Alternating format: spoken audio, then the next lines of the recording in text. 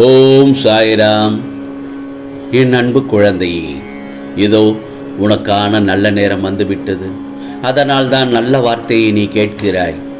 ஆம் செல்லமே, தெரிந்தவர்கள், சொந்தக்காரர்கள் உன்னை என்ன வசைபாடினாலும் அது உன்னை தீண்டவே தீண்டாது. அது உன்னை தீண்டவும் விடமாட்டேன். அதற்கான பலனை அவர்கள் நிச்சயமாக சந்திப்பார்கள். நீ அதை காதில் வாங்காதே. ஏனென்றால் உன் வீட்டு சூழ்நிலை நிச்சயமாக மாறப்போகிறது. உன்னுடைய இப்போதைய நிலையை கண்டு துவண்டு விடாதே, கலங்காதே, நம்பிக்கையை இழந்து விடாதே. கொஞ்சம் பொறுமை காத்துக்கொள் என் செல்லமே.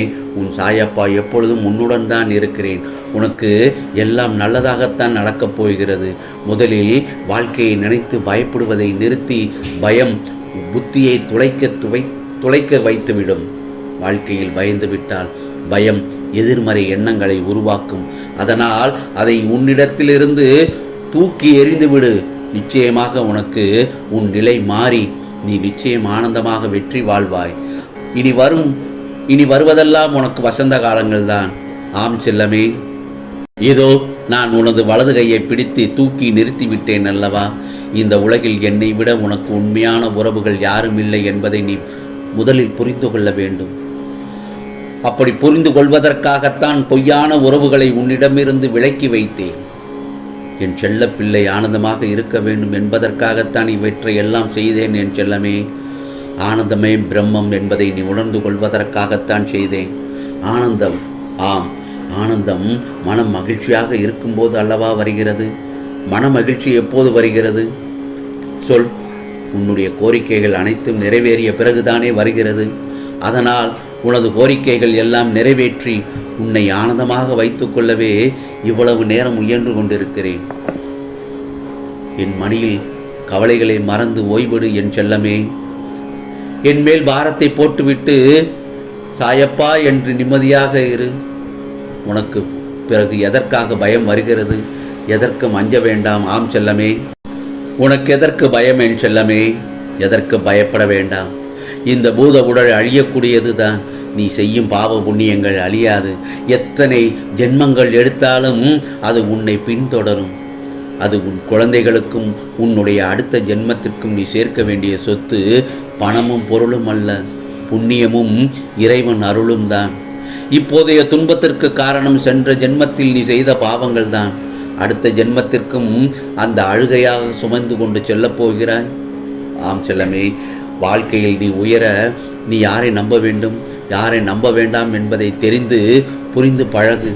உன்னை நம்புகிறவர்களுக்காக நீ உயிரை கூட தியாகம் செய்யலாம். அவர்களுக்கு உன் அன்புதான் பொக்கிஷம். அவர்களை ஒருபோதும் மறந்து விடாதே. அவர்களுக்கு நம்பிக்கை துரோகம் மட்டும் செய்து விடாதே. அது பாவம். ஆம் செல்லமே, அதை நீ எங்கு போனாலும் எத்தனை முயற்சிகள் செய்தாலும் அந்த பாவத்தை துடைக்க முடியாது. அதை போலத்தான் நீ ஒருவர் மீது வைத்துள்ள நம்பிக்கைக்கு அவர்கள் பாத்திரம் இல்லாதவராக இருந்தால் அவர்களிடம் கடிந்து பேசாதே. அமைதியாக அவர்களை விட்டு விலகிவிடு. ஒருவர் உனக்கு நேரம் சரியில்லை என்று சொன்னால் அதை கண்டுகொள்ளாமல் என் போக்கில் விட்டுவிடு. உனக்கான நேரத்தை படைப்பவன் உன் சாயப்பா நான் தானே. அதை உனக்கு நல்லதாகவும் வெற்றி உள்ளதாகவும் மாற்றித் தருகிறேன். உன் வாழ்க்கையில் என்னுடைய ஆசையுடன் கூடிய அருளும் உனக்கு நிச்சயமாக கிடைக்கும் என் செல்லமே. உன்னை புரிந்து கொள்ளாதவர்களுக்கு மத்தியில் வாழ்கிறாய் இந்த பிரபஞ்சத்தில். அவர்களுக்கு உண்மையை உணர தெரியவில்லை. வெளியில் நடிப்பவர்களை உண்மை என நம்பும் மனிதர்கள் அவர்கள். ஆனால் உண்மையான பாசமும் அன்பும் இருப்பவர் அதை ஒரு நாளும் வெளியில் காட்ட மாட்டார்கள். நான் சொல்வது உனக்கு உணர்ந்திருப்பாய் என்றுதான் நினைக்கிறேன்.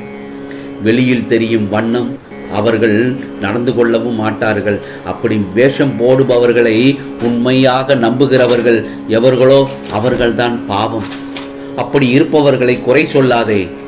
உனக்கு ஒரு விஷயம் பிடிக்கவில்லை என்றால் அதை விட்டு நகர்ந்து அதை யோசிக்காமல் வாழ கற்றுக்கொள்.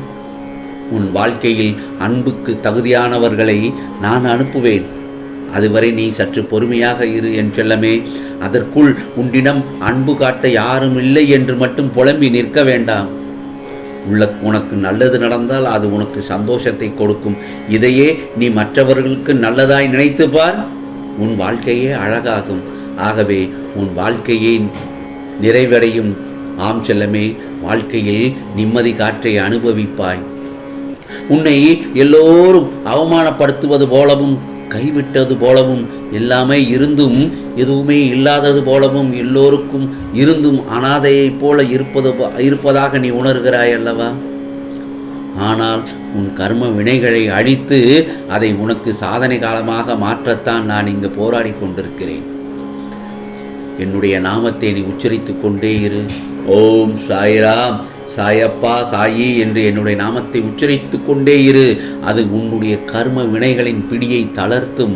எந்த நேரத்திலும் கஷ்டத்திலும் நீ நம்பிக்கை இழக்காமல் இருப்பாயானால் உனது கர்ம வினைகளின் உள்ள தீய பலன்கள் பனிபோல் உருகி கரைய வைத்து கொண்டிருக்கும். அப்பொழுதுதான் என்னுடைய லீலைகளை உணர்வாய் என் செல்லமே. ஆகவே வாழ்க்கையில் நீ பயணிக்கும் வழியில் என்னுடைய துணை நிச்சயமாக இருக்கும். ஏனென்றால் நீ சகல சௌபாக்கியங்களையும் பெற்று சீரும் சிறப்புமாய் நீ வாழப்போகிறாய். உன் வேண்டுதல்கள் எல்லாம் பழிக்கும் நேரம் வந்துவிட்டது என் செல்லமே. ஏனென்றால் நீ நம்பிக்கை காத்தாய், பொறுமை காத்தாய், என் வார்த்தைகள் மீது நம்பிக்கை வைத்தார்.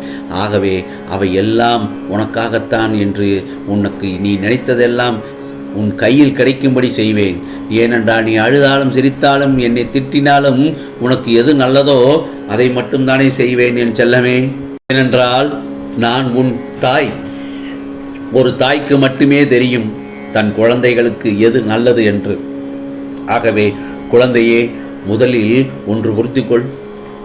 இந்த பிரபஞ்சத்தில் குறைகளே இல்லாத குடும்பமே கிடையாது. வேதனையும் வலியும் இல்லாத மனிதனும் கிடையாது. வாழ்நாள் முழுவதும் மகிழ்ச்சியை மட்டுமே அனுபவித்தவனும் கிடையாது. ஆகவே இதுவே இந்த உலகின் இயல்பு நிலை என்பதை அறிந்து வாழ பழகிக்கொள். இக்கரைக்கு அக்கறை பச்சையாகத்தான் தெரியும். ஆனால் அருகில் சென்றால்தான் உண்மை நிலை புரியும். ஆகவே நான் சொல்லது அதுபோலத்தான் நீ நினைக்கும் சில விஷயங்களும் நான் உன் வாழ்வில் செய்ய நினைத்தது எதுவும் தடைபடாது. கவலைப்படாதே என் செல்லமே. உனக்கு எது நல்லதோ அதைத்தான் உனக்கு உன் சாயப்பா செய்ய போகிறேன். வாழ்க்கையில் நாம் கடந்து செல்ல வேண்டியது நம்முடைய கால் தடங்களை மட்டுமல்ல, சில மனிதர்களின் எதிர்ப்பு, எதிர்பார்ப்பு, ஏளனம், சிலரின் புறக்கணிப்பு, சிலரால் ஏற்படும் அவமானம், சிலர் மதித்து சிலர் நம்மை மிதித்து செல்லும் துரோகச் சுவடுகள், இப்படி பல வாழ்க்கை தடங்களை கடந்தே செல்ல வேண்டும். ஆனால் வெற்றியும் தோல்வியும் நம்மை பாதிக்காமல் இருக்க பக்குவப்படுத்திக் கொள்வதே வாழ்க்கையின் அடிப்படை இலக்கணம் என்பதை தெரிந்து கொள்ள வேண்டும் என் செல்லமே. ஆகவே உனக்கானது எல்லாம் நல்லது நடக்க தொடங்கிவிட்டது. நல்ல முகூர்த்த நாளில் உனக்கு நல்லது நடக்கும். நல்ல என்னை முழுமையாக நம்பு. சந்தோஷமாக இருப்பாய். இனிப்பான செய்தி கிடைக்கும். இன்றைய பொழுது உனக்கு நல்ல பொழுதாக விடிந்திருக்கிறது. என்னுடைய பேச்சை கேட்டுவிட்டதால் உனக்கு மன மகிழ்ச்சி அடைவாய். நான் சொல்படி நட. நம்பிக்கையோடு இரு, பொறுமையோடு இரு. உனக்கானது எல்லாம் நல்லதே நடக்கும், நல்லதே நடக்கும். ஓம் சாய்ராம், ஓம் சாய்ராம். ராம்ஜி அருள் கிடைக்கட்டும்.